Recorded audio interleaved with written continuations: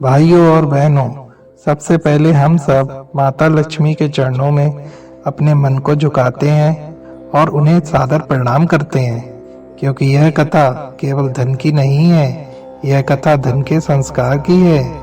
हम सब मेहनत करते हैं, पर कई बार धन आता है और चला जाता है। तो आज की कथा में हम यह जानेंगे कि माता लक्ष्मी किससे प्रसन्न होती हैं और किन बातों से रूठ जाती हैं।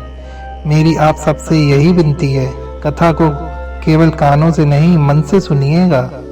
अगर इस कथा का एक भी वचन आपके व्यवहार में उतर गया तो समझिए माता लक्ष्मी की कृपा आपके घर तक पहुंच गई। अब आइए भक्ति और श्रद्धा के साथ माता लक्ष्मी की कथा प्रारंभ करते हैं। भाइयों और बहनों, आज मैं आपसे धन की नहीं, आज मैं आपसे माता लक्ष्मी के मन की बात कहने जा रहा हूँ। क्योंकि बहुत लोग कहते हैं हम मेहनत तो बहुत करते हैं फिर भी धन टिकता नहीं। कोई कहता है घर में लक्ष्मी आती तो है पर रुकती नहीं। तो आज सवाल यह नहीं है कि लक्ष्मी कैसे आती है, आज सवाल यह है कि लक्ष्मी रुकती कहाँ है और क्यों रुकती है। कभी आपने सोचा है माता लक्ष्मी कमल पर बैठती हैं, कीचड़ में नहीं, फिर भी लोग कहते हैं धन तो किसी भी तरह आ जाए। बस यहीं से गलती शुरू होती है।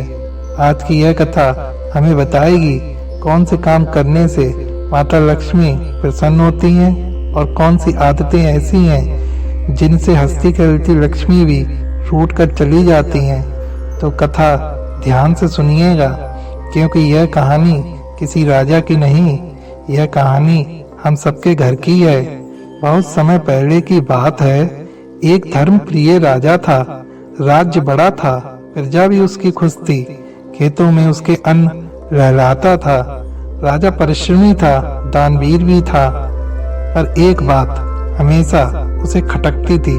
राजा कहता था मेरे पास धन आता तो है पर ठहरता नहीं, जैसे पानी हथेली में लेकर खड़ा रहूं। एक रात राजा ने मन ही मन माता लक्ष्मी को याद किया, आंखों से आंसू बह निकले। उसी रात राजा के सपने में माता लक्ष्मी स्वयं प्रकट हुई, कमल पर विराजमान, मुख पर करुणा। राजा घबरा गया, भूमि पर गिरकर बोला, माते मैंने क्या अपराध किया है, आप आती हैं पर रुकती क्यों नहीं। माता लक्ष्मी ने शांत स्वर में कहा, राजन, धन का आना मेरे हाथ में है पर धन का टिकना तुम्हारे स्वभाव पर है। राजा बोला, माते कृपया करके मेरे दोष बताइए। माता लक्ष्मी बोली, पहला कारण अहंकार। राजा, जब धन आया तो तुम्हारे पास, तुम्हारे मन में मैं बड़ा हूँ ऐसा भाव आया। जहाँ अहंकार होता है वहाँ मैं नहीं रुकती। और दूसरा कारण घर की अव्यवस्था। राजन, तुम्हारे महल में साफ सफाई की कमी हो गई है, झूठे बर्तन, अस्त व्यस्त सामान, मुझे यह अच्छा नहीं लगता। और तीसरा कारण स्त्रियों का अपमान। जिस दिन तुम्हारे दरबार में एक स्त्री की बात को हंसी में टाल दिया गया, उसी दिन मेरा मन खिन्न हो गया। और चौथा कारण आलस।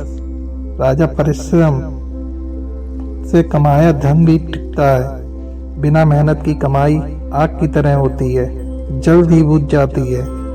राजा कांप उठा, उसने हाथ जोड़कर कहा, माते अब मुझे उपाय बताइए, मैं कैसे आपको प्रसन्न करूं। माता लक्ष्मी को प्रसन्न करने के लिए माता ने कहा, सुबह सुबह उठकर घर को साफ रखो, अन्न का अपमान मत करो और स्त्रियों का सम्मान करो, जो मिले उसमें संतोष रखो। और शुक्रवार को दीपक जलाकर मुझे प्रेम से याद करो। राजा ने उसी क्षण प्रण लिया, आज से मेरा घर, मेरा मन और मेरे व्यवहार तीनों शुद्ध होंगे। राजा ने वैसा ही किया।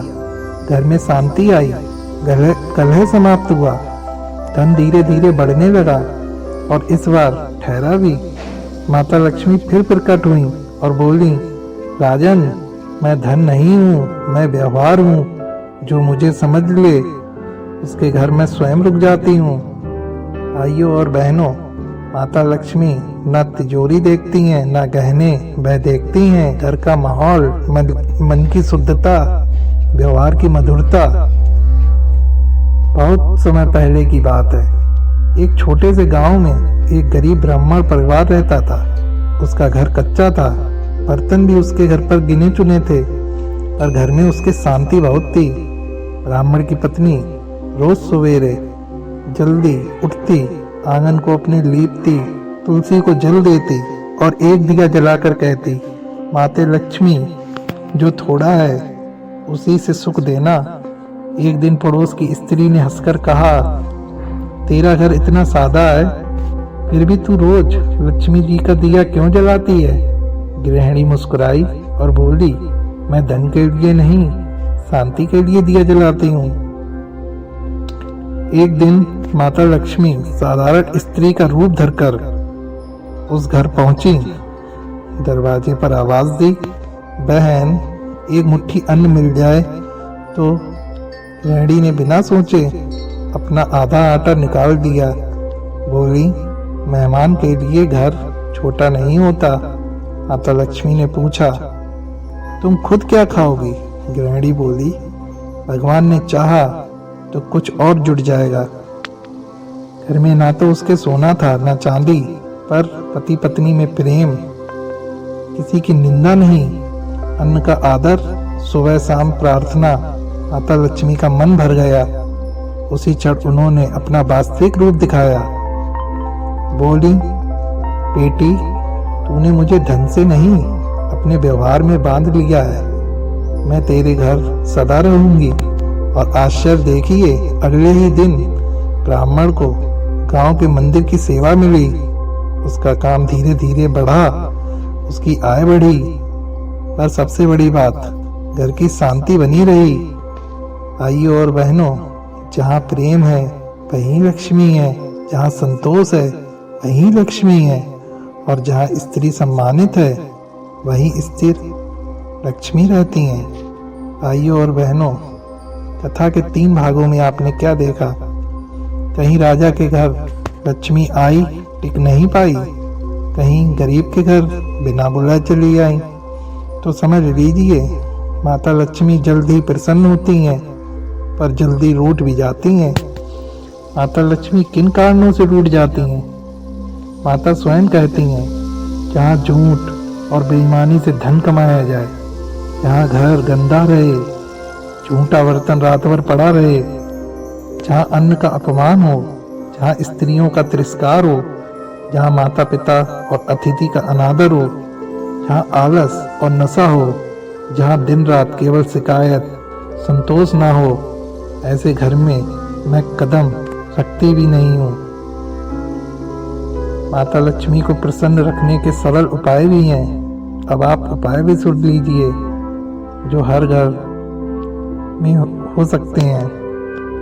सुबह सूर्य निकलने से पहले उठो, घर आंगन साफ रखो, शुक्रवार को दीपक जलाओ, तुलसी को जल अर्पित करो और अपनी कमाई का कुछ भाग दान जरूर करो।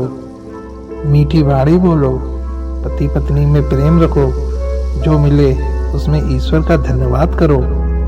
स्त्री लक्ष्मी का छोटा व्रत माता कहती हैं, शुक्रवार को साफ कपड़े पहनकर एक दीपक घी का जलाओ, लाल या पीले फूल चढ़ाओ, खीर या गुड़ चने का भोग लगाओ और बस इतना कहो, माते, धन से पहले मुझे सुबुद्धि देना, ताकि जो आए वह टिके।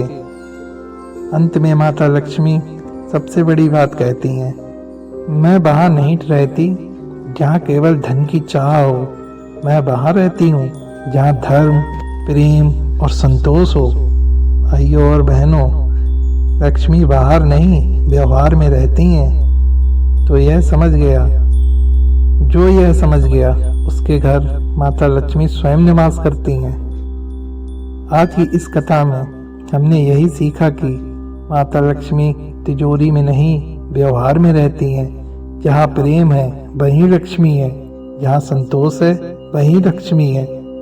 अगर आज की कथा से हम यह प्रण लें कि घर साफ रखेंगे, बाड़ी मीठी रखेंगे, स्त्रियों का सम्मान करेंगे, धन और अन्न दोनों का आदर करेंगे, तो समझ लीजिए माता लक्ष्मी हमारे घर से कभी नहीं जाएंगी। अंत में हम सब माता से यही प्रार्थना करें, हे माते, धन से पहले हमें सुबुद्धि देना, ताकि जो भी मिले वह टिके और उसका कल्याण करे। इसी प्रार्थना के साथ मैं अपनी वाणी को विराम देता हूँ। और जय माता लक्ष्मी, जय विष्णु। और भाइयों बहनों, अगर आज की कथा आपके मन को अच्छी लगी हो, अगर किसी एक बात ने आपके हृदय को छुआ हो, तो कृपा करके अपने भाव को लाइक और अच्छे शब्दों में लिखकर जरूर प्रकट कीजिए। आपका एक छोटा सा भाव हमें और भक्ति के साथ सेवा करने की प्रेरणा देता है। भाइयों और बहनों, अगर इस कथा के माध्यम से माता लक्ष्मी जी का एक भी संदेश आपके जीवन तक पहुंचा हो, तो अपने प्रेम का एक छोटा सा चिन्ह लाइक या कमेंट के रूप में जरूर जोड़ें। जय मां लक्ष्मी, जय विष्णु भगवान।